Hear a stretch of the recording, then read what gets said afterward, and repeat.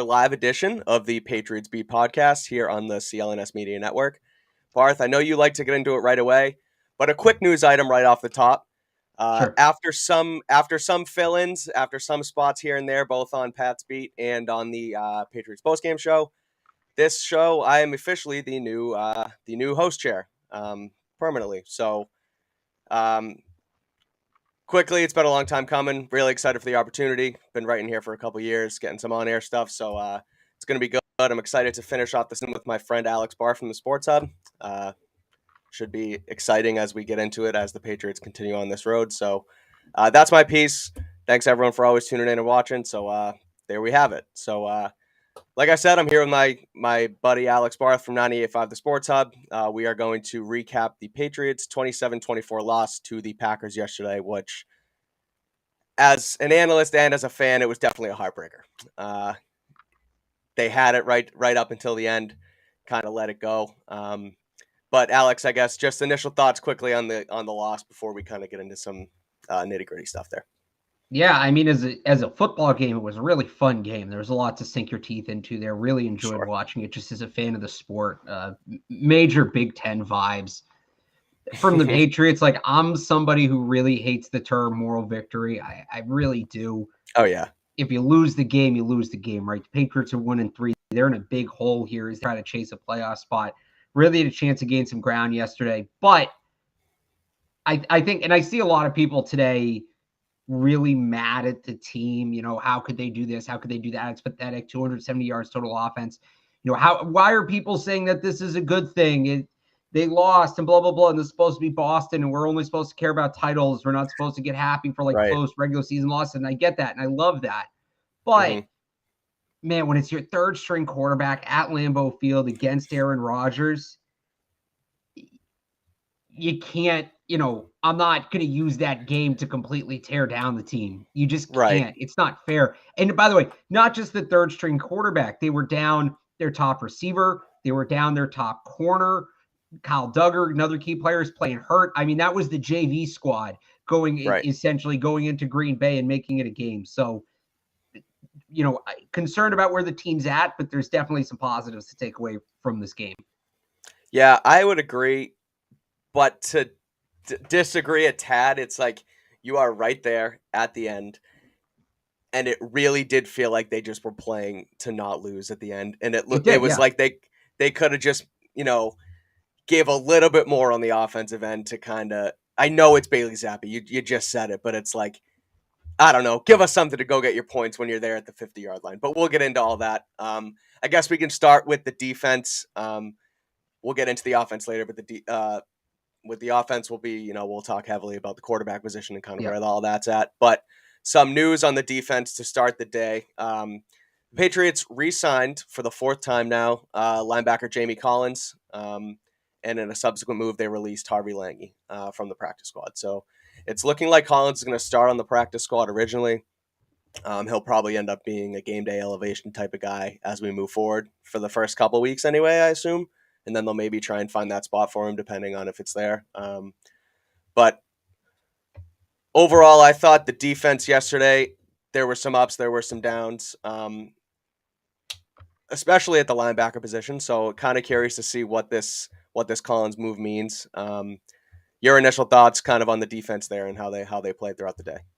Yeah, and build on the Collins move too. Yeah, so at linebacker specifically, I thought the usage was really interesting yesterday. Jelani Tavia played 75% of the snaps. The Packers seemed to attack him at times.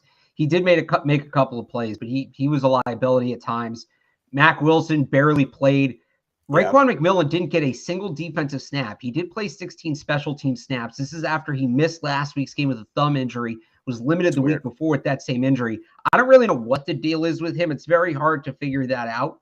But they clearly are still searching at linebacker. So bringing Jamie Collins in adds, I think, we talked about this at the beginning. It's a very young group, and you can kind of see it. I think that's some of the issues. The guys are just getting beat by things like play action, getting caught up in motion, things like that. Collins is a guy who's seen some more football, is going to probably give you a little bit more in that regard. So that's an interesting signing. I thought in the secondary, excellent game from Jack Jones, obviously, and I'm sure we'll get into him. he really continues to grow, and you can kind of see it in real time as he plays more football and he kind of starts to understand some of these NFL concepts and learn how he can take advantage of them. He wasn't perfect. Again, he's very aggressive. That's going to come. It's going to hurt and it's going to help. On snap to snap basis, the tackling's going to come along, but he looked good. And they missed Lawrence Guy up front. I thought Daniel Bally got bullied a little bit. I thought Carl Davis got bullied a little bit. Packers ran for 5.7 yards a carry. Kind of expected that coming in. So I liked what I saw in the secondary for the most part. Miles Bryant had another rough game. He kind of struggled to stay with Randall Cobb there, but I liked what I saw in the secondary, which is encouraging because when they get this defensive front figured out, and I believe they'll figure it out, Lawrence Guy is going to come back. Lawrence Guy is going to get healthy at some point. Christian Barmore, it's not showing up in the stat sheet, but is playing very well. Obviously, Judon's been excellent. Yep. When they get the linebackers figured out, the big question mark coming in was the secondary. How's the secondary going to look without a true number one corner? And it looks like that they may have some pieces back there. Yeah, definitely. I mean, I for one have to kind of eat my words, as you know, on Jelani Tavia.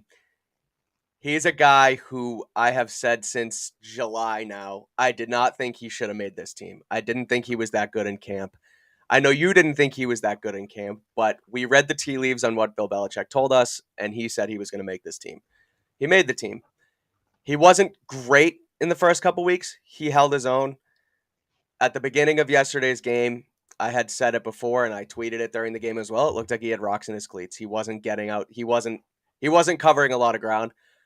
I'm telling you, as soon as I hit tweet, the guy was a monster, and he was outstanding at the end of in the back third or the back three quarters of yesterday's game. He was covering ground. He was getting to the running backs out of the backfield. It was awesome, and I have to give props to Jelani Tavia because he was a beast yesterday. Jack Jones, like you said, something I wrote about on CLNSmedia.com today is we'll get into it with Jack Jones and we'll get into it with Bailey Zappi. For a team, a coach in Bill Belichick, and a front office who has been given a lot of crap on their drafts over the last 10 years, their early round draft picks in 22 and 21 have been awesome. Jack Jones is one of them. I guess Bailey Zappi, we didn't see enough, but I put him in the category for now. Jack Jones yesterday really, really impressed me. Jalen Mills obviously out with the hamstring. Jack Jones comes in. He had the highest coverage grade per Pro Football Focus yesterday. I believe he had something like 5 pass breakups. He obviously had the huge pick 6 on Aaron Rodgers. Said after the game that he felt disrespected that he threw out routes on him. Kind of interesting to see him chirping at Aaron Rodgers already, but I like the confidence you need it in a quarterback. So yeah, good stuff, I guess, from the secondary. Those are some ups. I guess some downs that I had written down. The Packers went 3 for 3 in the red zone. The week before, the Ravens had gone 5 for 5 in the red zone, and ultimately Green Bay kind of ran it down their throats. A.J. Dillon had 73 yards on the ground, and Aaron Jones had 110 yards on the ground. So some hit or miss stuff on the defense yesterday. Yeah, I would agree with that. Sure. And then we have, I guess, Jack Jones is one of them, and Marcus Jones is the other Jones, defensive back, who really made some moves in the special teams games yesterday. I don't know what you have on kind of his role as the new kick return, punt returner. Yeah, I think I've said this on the show before. I think Marcus Jones is a good corner. I do a good slot corner, and there is a conversation now. It's time to start having about. I think Miles Bryant. I think the reason they like Miles Bryant is Miles Bryant's a very intelligent football player, right? He's not going to blow assignments. He's not going to be caught out of position. He's not going to get fooled, but he's just physically just a step behind where he needs to be. I think that's kind of clear at this point. So I understand that they trust Miles Bryant in terms of his football IQ and his experience, but they got to start trying Marcus Jones in that spot. That all being said, is Marcus Jones a top 100 pick based on his corner tape at Houston and his borderline? The reason he went as high as he did is because of what he brings to kick return. He's the best returner, kick and punt in the nation last year, has been among the best returners in the nation, was throughout his entire 4-year college career. So you can't draft him and not have him returned. Like, that's his game. Right. And you saw why. Completely dynamic game changer in the return game, multiple punt returns of over 20 yards. You talk about if the Patriots had their full offense, right? If you have Mac Jones, you can actually move the ball. that return late in the game where he gets the ball up to the 50, I mean, that's a potentially game-winning play right there. So yeah, I love that they gave him the shot at punt returner. That's something that should stick. His ball skills seem improved. He had some muffs early on in camp, and he talked about how in the NFL, the ball maybe comes off the foot of the punter a little different. The trajectory's different. The spin's different. That's something you got to get used to. You can't throw him back there when he's not used to that, or he's going to start muffing kicks. But he seems ready. If they believe he's ready, then he should be the guy, no questions asked, moving forwards. Totally. And I think he will be. So obviously kudos to him. Kudos to both Jones. Both rookie Jones had an awesome game yesterday. Let's talk a little bit more. You kind of jog my memory here, I guess, about Miles Bryant, because like you said, he's a smart player. You can trust him in spots, but he was getting beat by who we thought was 45 years old Randall Cobb yesterday. So like, assuming Mills gets healthy, right? And what we saw from Jack Jones yesterday, does Mills getting healthy, Jack Jones stepping in, ultimately they can shift some things around with Jonathan Jones, and is that going to make Miles Bryant expendable in the back end? What do you think? So I think so. Like 2 or 3 weeks ago, I would have said yes, because I wasn't I wasn't super into the idea of Jonathan Jones on the boundary. I didn't think he wasn't going to be able to do it. I just thought I didn't think he was going to be able to do it this well, right? He's been excellent. So I can't believe I'm saying this. I don't know if I want to take Jonathan Jones off the boundary. So I think it becomes a matchup thing. Like certainly there's a setup where where Jonathan, so many Jones to keep track of. So I'm going to stumble over this. There's certainly a setup where, and then Jalen Mills, there's another J in there, Jalen, Jack, John. It's crazy. There's certainly a world where Jalen Mills and Jack Jones are your boundary corners with Marcus Jones in the slot. With Jonathan Jones in the slot. I certainly think there's a way that works. You also can keep Jonathan Jones on the outside, because what they really want to do, you go back to what the defense was in like 2018, right? They really had 3 guys on the boundary in Stephon Gilmore, J.C. Jackson, Jason McCourty, who played almost 70% of the snaps that year as a rotational corner, because what they like to do is if they can keep those guys fresh, and, for every 2 routes the receiver's running, their corner's only running 1, that can have an impact late in the game. The corners have their legs under them more so. So you could figure it out in the slot, whether it is Miles Bryant, whether it is Marcus Jones. And this is what I think you'll see, where Jonathan Jones, Jack Jones, and Jalen Mills all sort of rotate on the boundary. And you still probably have Jonathan Jones and Jalen Mills as your top 2, because I think that they're going to want the experience out there. But I think you see a situation where it's Jonathan Jones like 90% of the time, Jalen Mills like 75, 80, and then you're going to see Jack Jones somewhere in the 65, 70% range, assuming everybody's healthy. That's probably the setup they would want. It's not a bad setup, because I do like the idea of rotating the corners and keeping everybody fresh, as long as 2 things, as long as Jonathan Jones continues to hold up on the outside. And I would say Jack Jones too, like he played well, but for the most part, he's still very aggressive. He's still learning. There are a couple times he maybe could have been beat, right? He's a ball hawk, and it's going to help him or hurt him. But rotating him is going to help with that, because you limit the exposure. So as long as everybody stays healthy, and as long as you get competent play in the slot, whether it is Miles Bryant, whether it is Marcus Jones, whether it's Sean Wade, who was, to me, a surprise at DNP yesterday, given the lack of depth at corner. They only used 3 corners, but I do think that what you're going to end up seeing is more of a rotation at corner once everybody's healthy. The other thing it does, real quick, I know you want to jump in. No, you're good. If Jalen Mills, because hamstrings can be tricky, right? If Jalen Mills needs another week, they maybe feel more confident now in giving him another week and not rushing him back and risking him aggravating that. Right. So, I have a question for you on the cornerback position. Yep. Obviously, I know this game. I wouldn't be here if I didn't.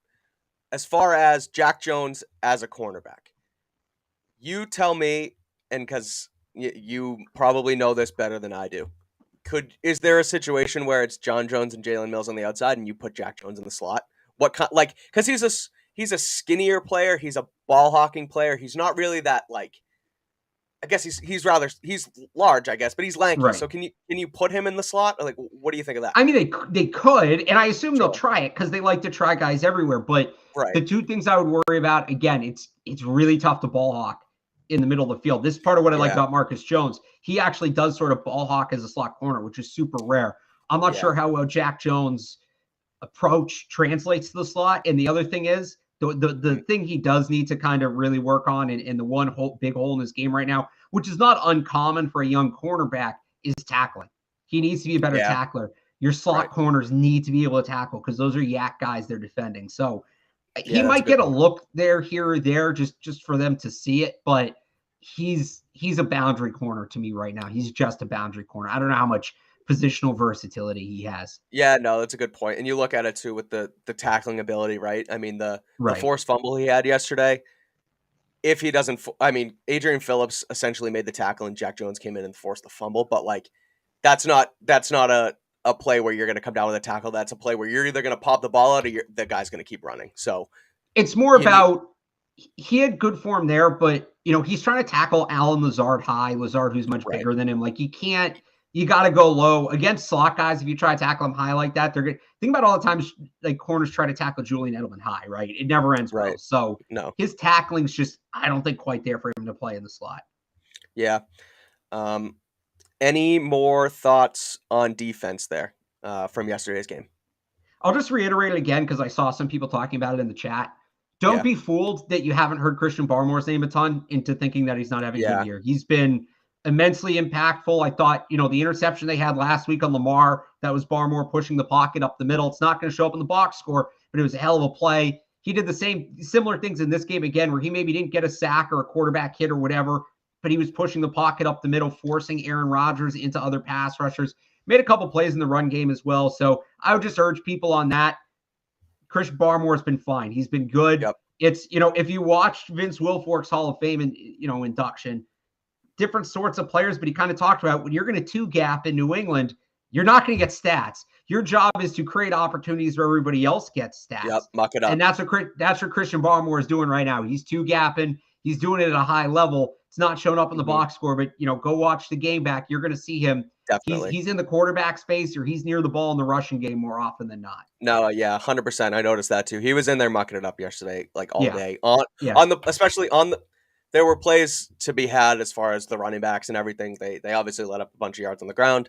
They weren't great against the run yesterday, but on the plays that they were, Christian Barmore was right there mucking it up. So he's another guy that I'll kind of tout back to my what I wrote today on CLNS just about young draft picks that Belichick and his kind of crew have brought in the first couple of rounds. He's another guy who it's a clear hit in the draft over the last 2 years. So something's changing on that front because they brought in some dudes. We talked about the Joneses. We talked about the cornerback position. We talked about those guys sort of. I'm gonna keep referring to it this way, but they're trying to win some jobs. So let's talk about jobs. These days, every new potential hire can feel like a high-stakes wager for your small business. You want to be 100% certain that you have access to the best qualified candidates available. That's why you have to check out LinkedIn Jobs. LinkedIn Jobs helps find the right people for your team faster and for free. It's getting towards the end of 2022, so what better way to finish the year strong than with the right team member? LinkedIn Jobs makes it super easy to post your jobs, and then once you do, you can add the job and the purple hashtag hiring frame to your LinkedIn profile to spread the word that your company's hiring.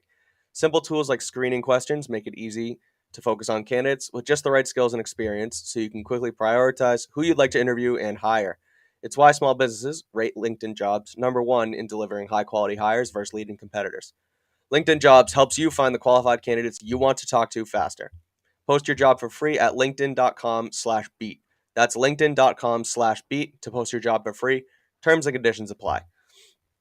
Okay, let's talk offense. The offense yesterday, it was an experiment, I guess, if you want to say it. I thought they looked really good once again I tweeted about this a bunch yesterday. They look really good on their opening half scripted drives. Yeah. And I tweeted a bunch of stats and I brought them here because as bad as this offense can be at times, as stagnant as they can be, versus the Dolphins, first drive, 8 plays, 52 yards, Mac threw the pick in the end zone that people thought was PI. After the half, 15 plays, 92 yards, touchdown. Versus the Steelers, first drive, 13 plays, 71 yards, field goal. After half, 11 plays, 41 yards, missed field goal. You're in scoring range. First, the Ravens, their first drive stunk. It was 4 plays, 26 yards. They punted right away for 3 and out, 4 and out, whatever.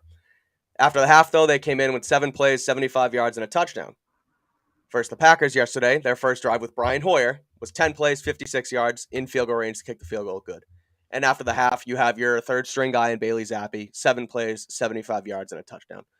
That might sound like word salad to a lot of people, and I just kind of rattled off a bunch of nonsense, but I think that kind of means something. It means that they have the ability to scheme something up, go down the field, and score. I don't want to call it at will because it's not at will, right? But they're able to look at their opponent and scheme something up for a 10-play drive and go score. Can a lot of teams do that? Yeah, sure. But I don't know. It's telling me something about Matt Patricia kind of and what they have on the offensive side of the ball with play callers, I guess, because I think Patricia called his best game as a pro yesterday. Granted, it's been 4 games, but that was his best game play calling. Yeah, I'd say, the issue with those drives have been, turnover.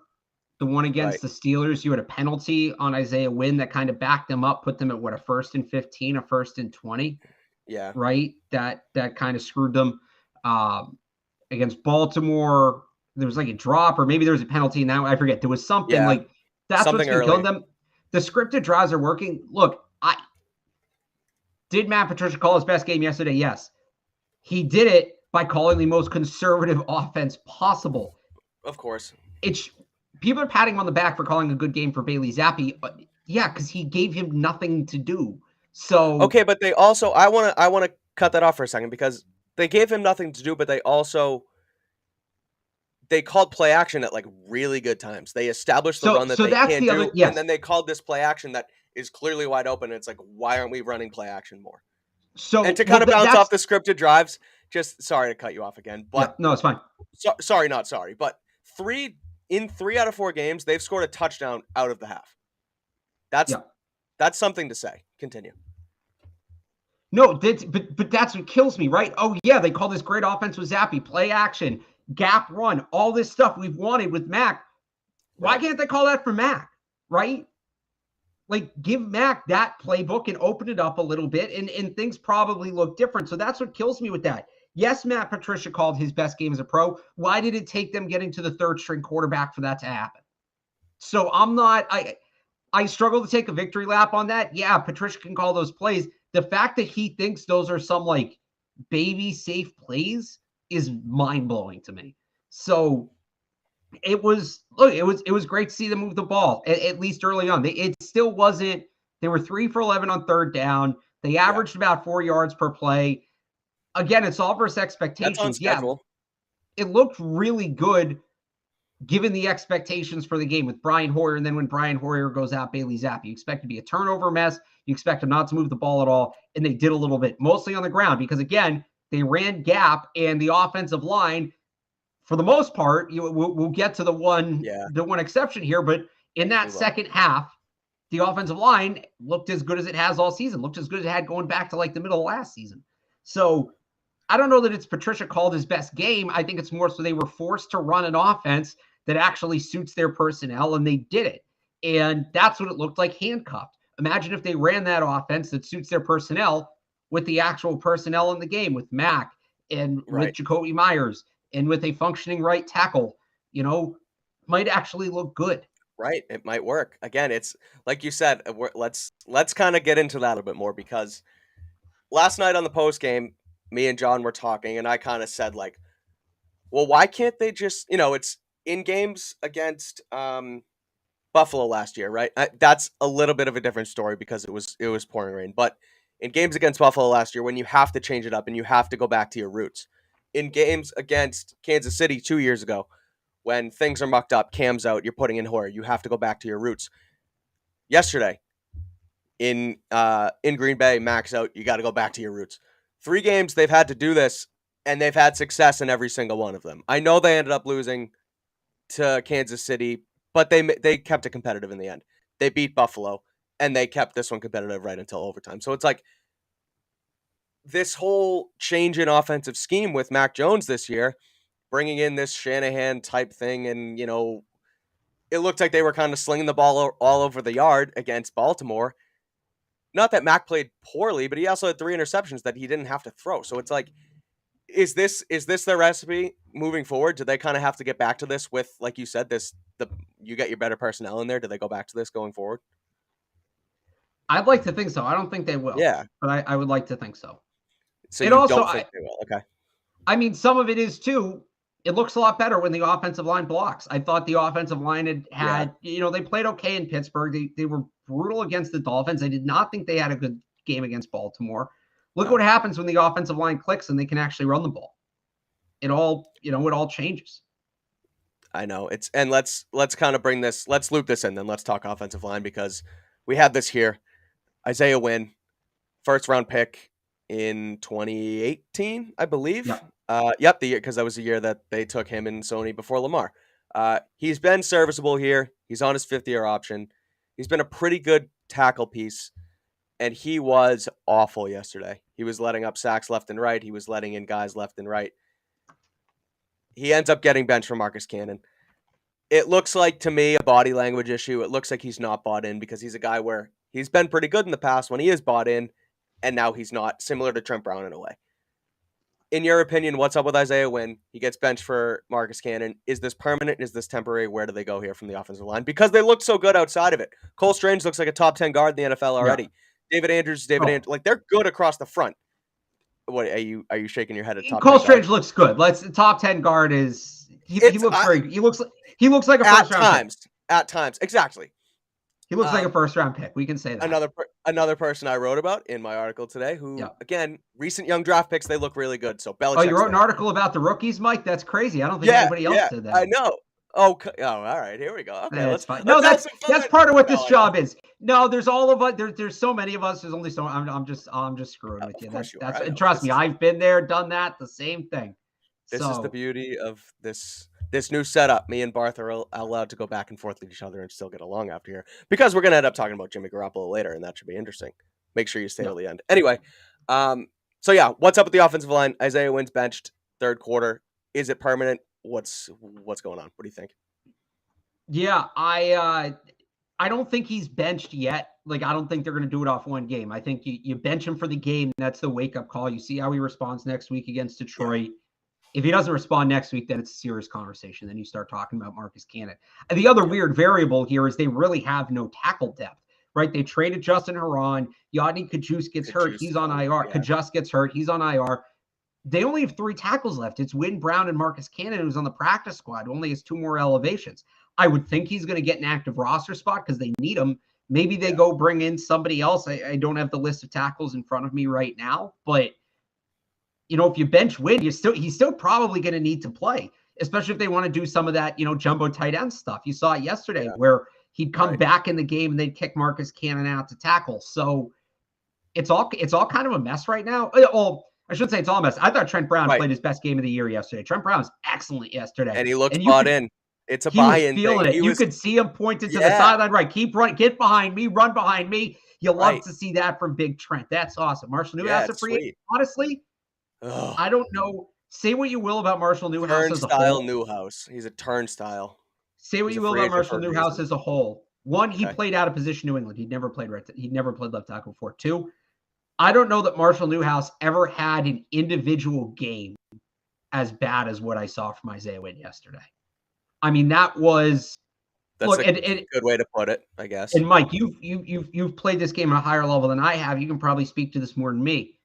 Getting beat obviously is never good. If you're an offensive lineman, you don't want to get beat. You don't want that on tape. You're playing to not get beat. But when you get beat and it leads to the quarterback getting hurt, that shows that gets a little extra scrutiny, right? That gets put under the magnifying glass a little bit more. To then come out on the next play and commit, or next 2 plays and commit penalties, it's rough. It's rough stuff. So again, I don't think he's benched yet. I think they gave him the wake-up call by pulling him from that game in the second half.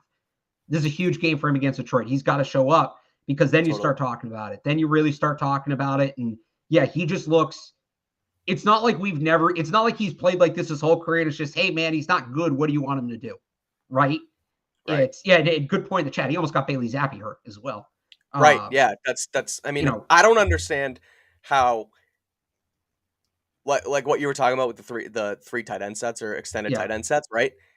How you take as a you take Isaiah Wynn out, his confidence has got to be shot. He's getting benched for a 30-something-year-old Marcus Cannon who's, been around, and you would think Isaiah Wynn thinks he's better than Marcus Cannon, but you get turned around like a turnstile to then have to come back in and be like, oh, hey, we want to kick the other guy out. It's like, how do you get motivated to go try and make another block like that? It's tough. Well, he didn't look very motivated before, and that's what kills me. We've seen Wynn look better than this. He was never an elite NFL tackle, but he certainly, like you said earlier, he held his own through his first couple of years. Right. And he earned-ish his fifth-year option, I guess. Right. And yes, playing left and right is different, but these issues aren't about the flip of the sides. These issues to me are just about motor. He's just giving up on plays from the beginning, just laying blocks. You can't have that. You can't have that out there. So they're going to need to figure it out. He's absolutely a player to watch against Detroit because this might be it. This might be the last straw for him here. And the other thing that really kills me, Mike, he's in a contract year. We see sometimes guys sign the big contract and then sort of tap out, and it happens. It's unfortunate. It happens. I've never seen a guy, you can't get up in a contract year. So not only do you not care about your team. If Lamar Jackson right now was mailing it in, it just doesn't make sense. But so not only do you not care about your teammates, not only can you not put the effort in your teammates, you can't put the effort in for yourself. Yeah.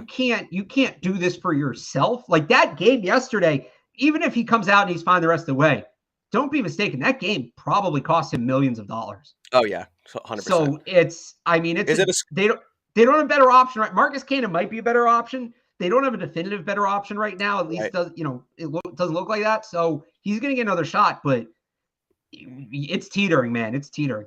Is it a Scarnecchia thing?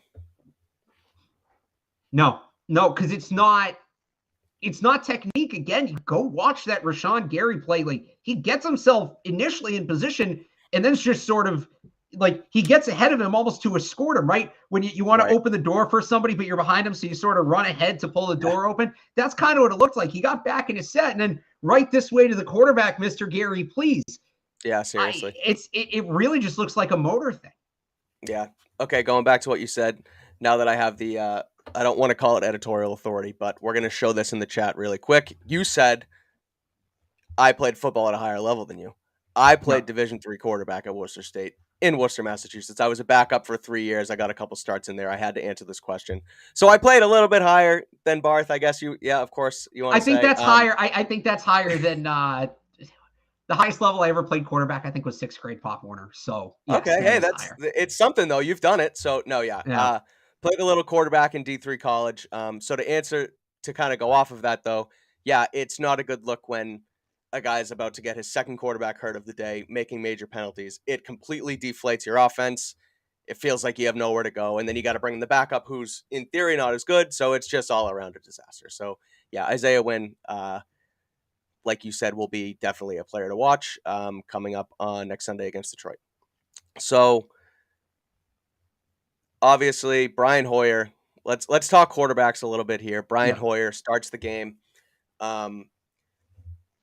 Goes, I don't know what his exact stat line was, but he had a decent first drive. Hit a couple nice play action plays again, like you said, or like we had talked about, to Nelson Aguilar.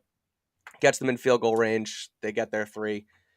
Believe goes out in the next drive and then gets knocked out with a head injury and is out for the game. Feels like with the added spotlight, if you will, on current climate. Yeah, current climate on concussions around Tua Tagovailoa. It feels like that's the reason why he was probably kept out of the game yesterday. He probably reported it and thought, hey, look, I'm 30-something years old. I don't have to continue to hurt my head if I'm not going to, or if I don't have to, rather. So there was also a lot more head injuries yesterday than I could have ever thought imaginable. They were popping up left and right yesterday, which it's a good thing for the league. It's a good thing. But Hoyer leaves. Zappi comes in. Bailey Zappi goes 10 of 15 for 99 yards passing and a touchdown. He had a 107.4 QBR. He managed the game. Like we said, they ultimately played to not lose at the end. So my question to you is, let's say Mac doesn't go next week. What do they do at quarterback? Well, it's Zappi. You're not going to bring somebody in, and like you said, Hoyer with a head injury, I think it's very unlikely that he's cleared. So that's what I think too. I think, like you, sorry to No, go ahead. Go with ahead. with the climate, I kind of want to like lay it out because it can get a little dicey because with the climate, he's Yeah. out. He's not gonna practice probably for at least a few days this week. So it's almost like you're not just gonna sit on Brian Hoyer and once he comes back, throw him in. If you have Zappy all week and you're gonna prep with Zappy all week, you're gonna put Zappy out there all week. So Right. I don't think that that's what they're gonna do. But go ahead. So yeah, so you assume Max still with the high ankle sprain. I think the earliest he returns is the Chicago game. Like realistically, just talking to medical experts, I think that's the soonest he comes back. We're still gonna do the whole back and forth. We're gonna do it again this week, and I'm not a doctor, and him standing there at practice and not moving like Yeah. that's still gonna happen. But Hoyer, I don't think will get on the field this week, just with the way they're being careful about concussions right now. Look, they've gone into games with one healthy. They once went into a game with no healthy quarterbacks. That game in 2016 at Buffalo, Right. Jacoby Brissett was the only quarterback dressed, and he had a torn ligament in his thumb. So Yep. circumstance a little different. They knew their real, actual starter was coming back the next week, right? And all of that. You don't know what's going on with Mac. You don't know what's going on with Hoyer. I would think they're going to sign somebody. Probably Garrett Gilbert. I have a list Yeah. of potential quarterbacks up right now on 985thesportshub.com. I went like 16 deep. I went and looked I at, saw that. I took a look today. who did Matt Patricia bring in when he was in Detroit? Who did Joe Judge bring in when he was in New York? Got to throw my guy Josh Johnson on there, the ultimate journeyman. Yep. Jordan Anyway, Ta'amu, I think, was on that Jordan list. Ta'amu was on there. And if Yep. we were going to rank them in terms of likely, again, I think Garrett Gilbert's the guy. Ta'amu's probably in the upper half in terms of most likely. Yeah, I would say. Okay, They so a worked guy him like out before Jake Patricia Dolegala, signed him. where is he Jake right now? Dolegala was the backup for the Saskatchewan Roughriders in the CFL. Okay. He actually got to play a little bit the last couple of weeks. Okay. The day after Mac got hurt last week, and it was like, oh, hey, they might need a quarterback. What's Jake Dolegala up to? I look it up. It's the backup for the Saskatchewan Roughriders. They tweeted out 30 minutes later, Saskatchewan Roughriders tweet out, he got arrested for DUI. So he's probably off the table. So that's why you didn't write about him either. Okay. You're kind of on. Well, he's also under contract for another team, but you're kind of on the right track there in the way you're thinking. That all being said, you're not going to pull some guy off the street to start. You're not going to bring a guy in on Wednesday who's going to start on Sunday. So I think Zappy's the starter. The question now, and there's no way to answer this without being inside the building. We're just going to have to wait and see. Yep. The question now is, all right, they were very, very careful with Zappy last week. Makes sense. Third string quarterback, first career game at Lambeau Field. He probably didn't prepare much during the week. They were probably kind of, he didn't have a deep playbook, all of that. Now he's at home. It's against the Lions team that has allowed the most points in the NFL through 4 games. I like where you're going. He gets a chance to prepare. How much more do they open it up with him and really let him lead the offense? I don't think it's going to look like he did with Mac Jones. I don't think he's going to throw the ball 30, 35, 40 times. But I think he'll throw the ball more. I think he'll be more involved. The question is how much more. That's of the big question coming into this game. And we don't know. Right. We'll see. He's comfortable, right? He's comfortable back in the shotgun. 5 wide. Yeah. He did it in college. Yeah. Go sign Jarrett Stearns. Jarrett Stearns a free agent. I was going to say, he had the most passing yards in a college football season in history. Like, he's no stranger to spreading out and throwing the ball. Like you said, and it remains to be seen, and we're not going to know until Sunday, but, like, what direction do they go? Because, again, this Detroit Lions team has scored the most points in the NFL, and they've let up the most points in the NFL. Right. They win or lose by the shootout. So, do they let them open it up? Is it a game where... This is where I keep going back and forth in my own head, right? They're 1-3. They've had some winnable games. They've shown they can compete. The next 5 or 6 games are absolutely winnable football games. Yeah. And you're in an AFC now that is not nearly as competitive as we once thought it was going to be. The AFC West, the daunting AFC West, is like, it's kind of a joke now with what's going on in Denver and what's going on in Vegas, right? So like, you're gonna have a shot if you can win a couple of these games and bring back your first round pick quarterback to potentially, if you can get through it, get yourself in the playoffs. So, do you stick to the script of last week of hand the ball off, run the ball, go back to your roots, or do you kind of let Zappy open it up the way he used to? What do you think they do? What do you think they want to do? And what do you want them to do? Kind of keep building off that stuff. Yeah, so this is one of the rare cases where what I want them to do and what I think they'll do is actually the same thing. Okay. I think they'll throw it more than they did last week. I think they're still going to see some of that under center stuff, but they'll let them throw. They'll spread it out a little bit. I think they'll throw more, but again, it's not going to be a ton. I think you're probably looking at 20, 25 pass attempts, assuming they can, assuming the score allows it. And then they'll run the ball, try to control the game with the run like they did, get that push from the offensive line, get both backs going. Both Ramondre Stevenson and Damon Harris were excellent in this game, by the way, against the Packers. Yeah. The one thing, maybe they take some shots early. Maybe they take a shot or two early to see if they can, blow that lead up or get an early lead and kind of give themselves some room to coast and run the ball.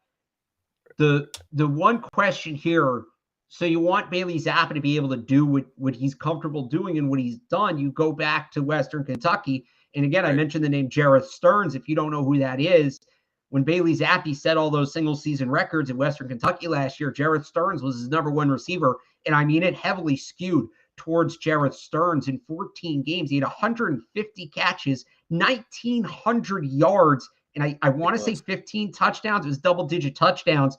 I mean, they faced App State in the bowl game, who was the 17th ranked defense in the nation last year. Jareth Stearns in the first half had 13 catches for 180-something yards and a couple scores. So, I say they should sign Jareth Stearns jokingly, but this is if you're going to let Bailey Zappi do what he wants to do, that's attacking the slot, right? Yeah. That's throwing the ball, that's going to the slot receiver early, often, letting that guy create. So I think it will help tremendously if Jakobi Meyers can play in this game. And it feels like it's trending that way. He thought he was going to play last week. He ends up getting benched last minute, didn't. But if he has Jakobi Meyers in the slot, that's going to really help him out. Maybe they feel a little comfortable letting him throw the ball a little bit more, giving him that safety blanket. Definitely. And we'll get to, I mean, we veered off Pat's Packers into Pat's Lions a little bit here. We'll get into it's all part of the same story. Right? Yeah, no, I'm just saying it's all kind of snowballing off itself right now. We're going to end up previewing Pat's Lions more in depth on Thursday night. So stay tuned for that stuff. We'll talk again about the quarterbacks and kind of see what direction they go as far as if Hoyer comes back, if Zappi's getting all the reps, where Mac Jones is in this whole situation, if he even attempts to practice. And then we'll kind of get more in depth with that on Thursday.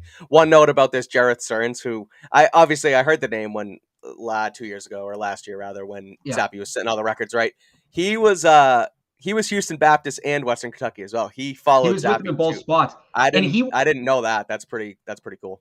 He got signed by Tampa. I really thought Brady was going to turn him into a stud. He went. You also thought Brady was going to turn what's his name into a stud, and who? What's the kid from North Texas? Jalen Darden. Yeah, Jalen Darden. Yeah, I did. But Jareth Stearns is like, I just thought Jalen Darden was going to be a stud wherever he went. Yeah, that's fair. Jareth Stearns is like such a Brady receiver. 7 yards, find the open spot, make the first guy miss. I mean, that's what he does. He, I guess it didn't work out. He's a little on the smaller side. Maybe another time, paths cross different times. But if they want, from what I understand, Jareth Stearns is healthy and ready to go. So, for whatever that's. Yeah, you never know. Okay. So, any final thoughts on Pat's Packers? Like I said, we've gone a little back and forth, but back to the meat of this podcast here, Pat's Packers. Any last kind of final thoughts on what you saw? I'll say this, and people who watch this show regularly are going to be shocked to hear this come out of my mouth. Jake Bailey needs to be better. That was a rough game. He continues to struggle. He continues to put the ball right in the end zone. I thought there was one that maybe the coverage team, Brendan Schooler, could have had a shot at that bounce into the end zone, but they had that. He shanks that kick that probably should have cost them the game. Even that other punt where he's punting out of his own end zone and he needed to flip the field. Not a bad punt, but not a good punt. When a guy's coming off an all-pro, when you give him the extension, Patriots hadn't given a punter a real extension since Rich Camarillo in the mid-1980s. This is before either of us were born, Mike. Yeah. Bill doesn't bring punters back. Where do you pull these things out of? This is what I do. I sit and I do the research while everybody else is out having fun, enjoying their lives. Bailey, he's got to be better. And he was hurt last year, and I get that. He's, by all accounts, perfectly healthy now. So they got to get more out of him. They really do. Yeah, their especially even when Matt comes back. I would say the special teams as a whole has been hot and cold. Even when Matt comes back, field position is going to be a it's just the way this team's built. Field position is going to be key. That's how most Bill Belichick teams are built. They got to be able to flip the field with the punter. Yeah, totally. Again, if you can flip like I had just said, and quick plug again, wrote about this in my 5 takeaways. Special teams, once again, hot and cold, because you have this so-called respected special teams group as the Patriots, right? You have guys like Matt Slater, Justin Bethel was here, he's gone now, but like guys who you keep on the roster, Cody Davis, Brendan Schooler, guys you keep on the roster strictly for special teams. You're supposed to be sound special teams 95% of the time when you're burning roster spots for guys who are just on the field for your 10-ish special teams plays a game. You can't be making those mistakes. And you, like you said, you need to be better at Jake Bailey, because in a game like yesterday, where field position was so important, Marcus Jones did his job as a return man. Jake Bailey did not do his on the opposite side. So I don't want to say it lost them the game, because there was plenty of other things that they did to ultimately not win that game. But like you said, it has to be better. So outside special teams, any final thoughts? The only thing I have left is I think that they showed that they can at least compete and be gritty with top teams in the NFL. I don't know if they're going to win every game. But they're going to fight. They kind of showed it. Are the Packers a top team in the NFL? Honest question. I mean, they're 3-1 at the top of the NFC North. They're not the same as they were with Devontae Adams. They're not. But we talked about it last week. That defense is legit, and they're not very good offensively. But you have Aaron Rodgers, and Romeo Doubs was kind of okay. He dropped the one in the end zone, right? But yeah, Romeo Doubs is beating a guy like Jonathan Jones, who has been. Yeah, we're not gonna do the whole. Is Rodgers not that good anymore? He just won 2 back-to-back MVPs. We're not. I'm not saying he's not that good anymore. I don't know that he can elevate the pieces around him enough. It feels very 2019 Patriots-ish. Was Brady not good anymore? No, but he didn't look good because it was all new players who he had no chemistry with, and none of them were actually that good outside of Julian Edelman. But there's a difference between the skill set of Romeo Doubs and Christian Watson than the skill set of N'Keal Harry and N'Keal Harry. Is there? Are we sure? Yes. What Romeo Doubs did yesterday was better than anything N'Keal Harry did ever, and he dropped a touchdown pass. So like, I'm not saying they're great. We talked about Christian Watson dropping that duff, but 2 rookies scored touchdowns yesterday. They're better than what Brady had in 2019. Rodgers feels very uncomfortable in that offense. I don't think he likes that situation he's in. Yeah, but he hasn't liked it for years, and he's still. No, this is different. He doesn't trust any of them outside of Randall Cobb. I don't think he really trusts anybody he's throwing the ball to, and that's going to manifest itself down the road when they play better teams. I suppose, but again, I don't know. I just think that Aaron Rodgers is Aaron Rodgers, and he's still a top 5 quarterback in the NFL, and that's kind of going to be there no matter what. And you can at least, you're a playoff team, and the Patriots. Oh, I'm not saying they're going to miss the playoffs. Okay, so the Patriots are competing with playoff teams. I guess we can. Okay, that's fair. Rephrase that. I guess. I mean, I still think they're a top so and so. I mean, we don't have to go through the entire NFC, but they're up there. They're a good team. I mean, their defense is very good. That defense is filthy. Yeah. When you talk about the upper echelon of teams, I look at the Chiefs. I look at the Rams. I don't quite put them on that level. They're maybe a step below. Okay, but what are the Rams this year? That's true. Rams haven't been very good. There really are no good teams in the NFL. I know, it's weird. It's a bizarre. There's like, I love it. It's great. It's the Chiefs. It's the Bills. Are the Bills that good? Okay. I haven't looked at the last 2 weeks. Okay, they really haven't. But they also came back and they kind of shoved it in Baltimore's yesterday. Everybody comes back against Baltimore. Patriots almost came back against Baltimore. So is Baltimore not that good? Where's Baltimore now? All I'm saying is they were about. It's a fun league. It's a fun league. This is for both quarterbacks. There were about 9 dropped interceptions in that game yesterday. Yeah, I know. So Josh Allen was kind of reverting to 2018 Josh Allen a couple times there. That whole offense. And we don't need to mention that he did it against Miami or he did it against the Rams, because then I get called a hater and I get derogatory messages in my inbox. So I won't mention it, but just watch that. Remember the lateral against the Texans in the playoff game, Josh Allen? Yeah. That was a fun Josh Allen. Okay, so that's that. We will finish up Pats Packers there. Tough, gritty game, lost in overtime. Heartbreak as an analyst and a fan. guess they showed that they can compete, but we'll see what happens with the quarterback position and everything else going forward when they take on the Lions next week. Let's transition into a quick thought on Monday Night Football, because we can talk about the Rams. We can talk about more NFL stuff right here. The Rams are at the 49ers tonight. The 49ers and Jimmy Garoppolo are 2-point favorites. What do you think of that game? Who do you think wins? I know you're not a predictions guy, but you're also not really a predictions guy for the Patriots. So what do you got in the NFC West? Your guy, Jimmy G. Where's that? That game's in San Francisco, right? Yeah, it's at San Francisco, which explains them being favorites. Right. It's kind of put up or shut up time for the Rams here. Defending Super Bowl champions, you have all that talent. You got to beat a superior team. The Niners aren't good. I go back to that. Jimmy Garoppolo is supposed to fix everything. I go back to that game against Denver where he steps out of the back of the end zone. Yeah. He's not fixing anything. They still don't have a quarterback that leaves them stagnant offensively. The defense is talent, sure, but I think they're going to play a lot of these games where both teams are struggling to get into the 20s. The Rams can score. The Rams are going to break that defense at some point tonight. They can move the ball. They'll turn it over, but they can move the ball. It's put up or shut up time for the Rams. Like I just said, I kind of misspoke putting them in that top tier. I'm just off the top of my head. All right, defending Super Bowl champion. If they really want to be in that top tier, they got to win this game. Yeah, I agree. They need to show something after that, what they did last year, because they were a team. People forget. People think the Rams were a wagon all year last year. They were up and down, and they hit their stride at the right time. They were like the 4 seed in the NFC playoffs, I think. So they hit it at the right time. It was really fun because I bet the Rams before the season as soon as they traded for Stafford to win the Super Bowl. So that was pretty fun. But they, like you said, they need to put up or shut up. Let's look at something I found in the chat, and I want your thoughts on this. No, he's not. He's not. I don't think so either. And to be fair, it's funny. All the knocks I hear on Mac are people accurately describing Jimmy Garoppolo. He doesn't make reads. He just throws into triple coverage. He gets picked off by linebackers. Like, actually watch the games, please, if you're going to come out and do this.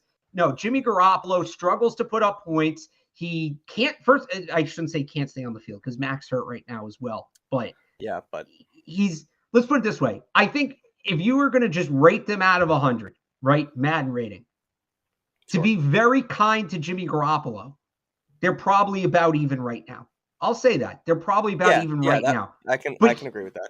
Here's the difference. Mac Jones is in his second year. He's 24, 25 years old. Jimmy Garoppolo's 30. Mac Jones still has a lot of time to get better. Jimmy Garoppolo is going to start regressing before you know it. Get out of here with that. Jimmy Garoppolo is not better than Mac Jones. He's just not. There is no way, shape, or form you can make that argument. He is not better than Mac Jones. If you want Jimmy Garoppolo over Mac Jones, you're still one of these people stuck romanticizing that he was going to come in and be the next guy for Brady. He never was going to be. He was never that good. All right. I get why people this followed is where Brady. I push back on you, Barth. I get why people followed Brady to Tampa and they still root for Brady in Tampa. I do to an extent. I totally understand that. There is no reason you have to root for Jimmy Garoppolo. There is no reason you should be tied for Jimmy Garoppolo. If he did anything to the Patriots, he screwed them over when they could have maybe potentially in a perfect season in 2016. And he, to quote Martellus Bennett, bitched his way out of those games starting, right? I don't get why people like him. He's not good. He's constantly whining. He's constantly hurt. He's kind of a miserable guy. I just don't see the draw. I wouldn't call him a miserable guy. You make your points on Jimmy Garoppolo. I know miserable guy. He's been bitching nonstop about being given this golden platter situation in San Francisco with the weapons around him. He hated it so much. But they made stuff happen. They went to a Super Bowl. They won their division. Jimmy can make do with what's around him for the most part. Last week when we kind of got into it on Jimmy, I believe it was on the postgame show, he did me no favors and he stepped out of the end zone like Dan Orlovsky. So I can't sit here and actively defend Jimmy Garoppolo after he did that to me last weekend against Denver, losing to Denver and Nathaniel Hackett, which is, that's hard to do nowadays. By the way, let me say this because I see it in the chat, right? Oh, he wins. Look at his record. He wins games. The Niners almost won that game. That was almost another W. Chalk it up for Jimmy. Okay, but if you go down, but if you go down to win the game, that works for me. No, the defense allowed to score. They had the lead. The defense allowed to score. They didn't almost win that game. You're right. I'm not okay. saying they almost won that game because Jimmy went down and let it score. He was always throwing that pick. They could have been running the clock out if the defense got a stop, which, by the way, defense held the other team in the teens. You should win that game every single time. Agreed. Those are the kind of games that Jimmy Garoppolo's win-loss record might be the most misleading stat in the history of sports. I'll put it right up there with Casey Kochman's career fielding percentage as the most misleading stat in the history of North American team sports. I'm not going to go that far. I've been a Jimmy guy. He was good when he played here. He's definitely injury prone. All like 10 snaps before he got hurt. That's what it was promising, and he's went to a Super Bowl. He's a guy who can play in the league. He's very hot and cold.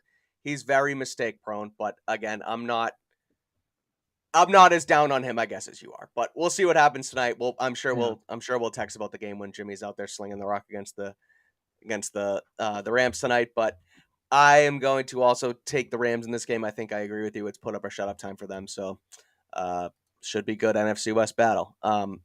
One more thing before we get going. And now that with my kind of debut full-time hosting-ishness in the Patriots Beat podcast, Alex Barth, my friend from the 98.5 The Sports Hub, is a huge college football guy.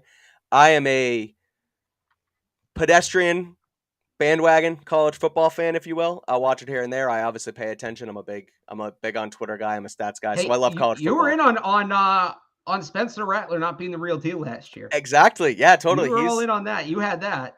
So let's debut our backdrop from our good producer, our good friend Amit. College Football Minute. We do see Notre Dame in there still, Alex. So we kind of went over this earlier, but new backdrop, new segment on the Patriots Beat podcast. It looked cool besides, just ignore that logo in the middle of it. Yeah. It looked cool besides that, so we'll let it fly for Amit. It's a great backdrop, so thank you, Amit. Let's do a quick College Football Minute about this weekend, because this weekend was, there were some pretty good games out there, obviously. One thing I'll start off the top, I bet on Minnesota this weekend against Purdue. It bit me in the ass. Tanner Morgan is on that, I hate to say it, he's on the Keaton Slovis, Christian Hackenberg trajectory, where it's like, oh my God, this guy's so good on this team with promising coach and promising team. And then every year they just get worse and worse and worse, and they fall into oblivion. Tanner Morgan's that guy in Minnesota. It was a shit game, crap game. I don't know if I'm allowed to say that here. Were people that high on Tanner? I like Tanner Morgan as a college quarterback. The guy you're talking about were like people thought were going to be first round NFL draft picks. I don't know that anybody ever thought that about Tanner Morgan. I guess they weren't that high on him, but that to Tanner Morgan. No, of course, but that team with PJ Fleck at the helm, weren't they like top 10 at some points in a couple they years? They were, back? But I mean, it's more of a smash mouth, run the ball, it's Big the Ten. roll the boat You're right. thing. Like Tanner Morgan's a classic Big Ten college quarterback where like he's gonna get them up and down the field and all that, but nobody's looking twice at him. Like I guess Hackenberg. I put him a step above Hackenberg, though. I don't think didn't even think Hackenberg was that good in college. Yeah, but he had that hype around him. It was the Bill O'Brien. It was as soon as the Paterno thing hit the O'Brien. So did Trace McSorley. Yeah, I loved Trace in college though too. He's electric. He's not an quarterback. No, of course not. He was a COVID quarterback for the Bengals, or not the Bengals, the Ravens a couple years ago. That was something. Yeah. But bet on Minnesota. That bit me. But Alabama, number 2 team in the country now. They had back to number 1. Georgia almost lost. MIZ-ZOU, baby. My almost Tigers. I almost went there. Oh, really? Yeah. Look at that. So wait, who's number 1 now? Is it Georgia or is it Alabama? No, it's Alabama. Oh, it's Alabama. All right. Well, they took care of what I think is a sneaky good Arkansas team. I didn't think they were beating Alabama. They should have beat Texas A&M last week. I'll tell you this. We got all excited that first week. I don't know.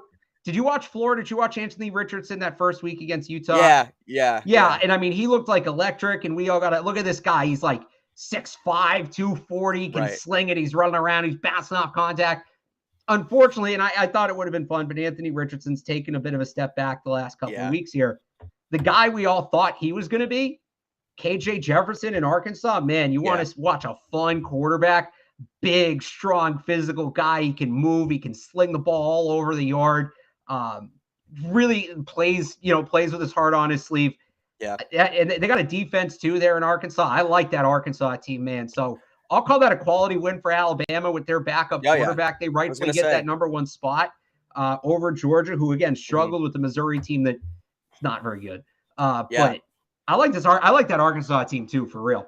I was going to say, yeah, Jefferson brought them right back in that game. I think Bama was up, Yeah. 28 nothing early, something along those Yeah. lines. Yeah. And then, obviously, Heisman favorite at the time, Bryce Young goes out with a separated shoulder. Jahmyr Gibbs, Bama running back, goes for 200 plus and kind of seals the deal for them at the end and takes out the Razorbacks at the end. But like Yeah. you said, quality win, definitely, because the SEC is the SEC. They just continue to beat up on each other. With Bryce Young hurt, let's talk Heisman. Who's the favorite of the Heisman race now? Because I have this affinity for USC. You've known about for years now. Keaton Slovis was there. Big Keaton Slovis guy.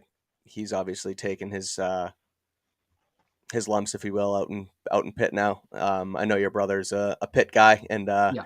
sort of nothing good from Keaton Slovis. But back to the point here. Caleb Williams is there at USC. CJ Stroud is there at Ohio State. I think they're the two at the top. I lean CJ Stroud. He's the favorite right now. Where do you think this race ends up? So I think it's those two. I like Stroud. The two other names I'll throw in. Alabama's always going to have a player in the running. So if Young's hurt, it's going to be Gibbs. What about Will Anderson? He has that game. As much as I want to think Will Anderson is a Heisman candidate, and as much as I would vote for him, defensive players, it's just never. When Tyrann Mathieu didn't win it that year, and I think he was excellent. When Tyrann Mathieu didn't win it that year, if he didn't win it that year, it's not going to happen. Will Anderson should be up there. The voters won't get that one right.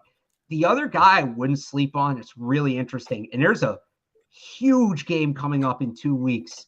I think it's at Rocky Top. Alabama, Tennessee, third Saturday in October, massive rivalry game. That Tennessee team's undefeated. That's going to be a great story. Hendon Hooker comes out and balls out against Alabama, man. That hype train's going to go off the rails. I got to see where that game is. So those would be the two other guys that again, I think Stroud's the favorite. I think Stroud's the runaway favorite with Young out of the picture. I'll give you Caleb Williams, but these things, the Heisman, the college football playoff, anything that takes voting, if your game's kicked at 10 o'clock, none of the voters are watching. You're never going to get that's a good point. East Coast bias. Jahmyr Gibbs will be in it again because there's always an Alabama guy in it. There's always an Alabama guy in it. Right. I was going to say, it's like with a couple years ago when it was Mac and Devontae Smith. Devonta Smith, yeah. Devonta Smith won it. They were both in there fair and square, and it was it ended up being Smith. So like you said, there's always another guy.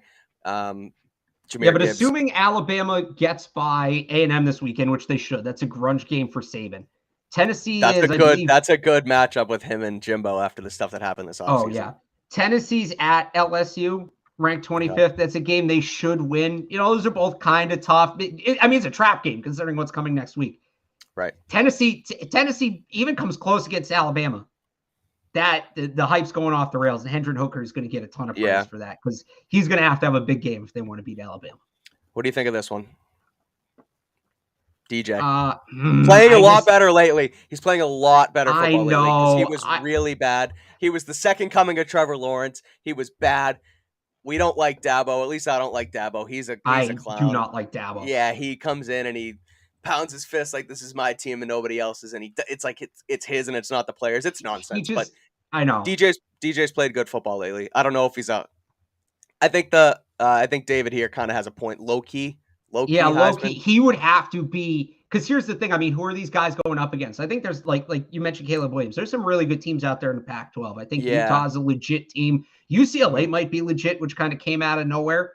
Obviously in the SEC, you're going to go up against defenses with first round picks across the board every week, whether it's Hooker, whether it's whoever. CJ Stroud just kind of has that Ohio State brand. The ACC sort of sucks.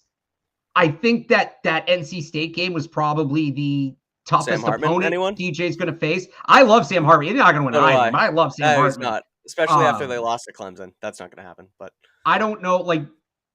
I don't know that there's going to be that moment, maybe in the ACC championship game, for DJ to have that Heisman moment where all these other guys are going to play these really high-profile games. I'd have to pull up Clemson's schedule real quick. They might not play another ranked team the rest of the year.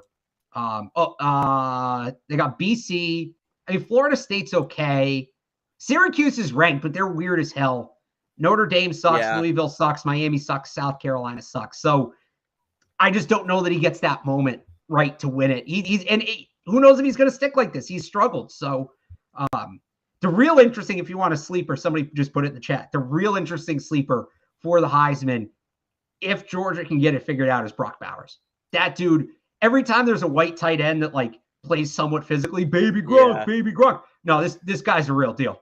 This guy's the best tight end prospect I've seen since Gronk. This kid, was he 6'7", 250, runs like a 4.45. Better prospect than Pitts? Because that was legit. Kyle Pitts is like they're right there. They're neck and neck. They're neck. Yeah. I forgot about Kyle Pitts. They're neck and neck. Because the only one prior to Pitts I can think of as far as a prospect was like OJ Howard, who went way too high in the draft anyway. And OJ Howard's entire draft stock is based off the fact that Clemson decided to not cover him in a big game. Yeah, right. So again, no, there was Noah Fant, TJ Hawkinson, where those guys were big, but no, Brock Bowers right there with Kyle Pitts. That guy's the real freaking deal. Yeah. I guess me and Barth could sit here and talk about potential tight ends winning the Heisman for another hour and a half. Oh yeah. Unfortunately, we're not going to do that. We're going to wrap. This was fun, Alex. Thank you for sitting here and talking some ball with me for a little over an hour here. Me and Alex will be back on Thursday night. We will preview Patriots versus Lions coming up next Sunday at 1. Make sure to check out all of Alex's stuff on 985thesportshub.com. He's got you covered with all Boston sports, a lot of Patriots right now. So check out Alex's stuff. You can find my stuff at CLNSmedia.com. Like I said, and Alex kind of rebutted a million times, I wrote about all the rookies today on the Patriots roster. We'll have some game previews coming up this week, some gambling sports betting stuff. So make sure to tune in there. Follow us both on Twitter. He's at Real Alex Barth. I'm at Mike Kadlick. Again, thank you all for tuning in. We will be back on Thursday night. Thank you all for watching, and we'll see you soon.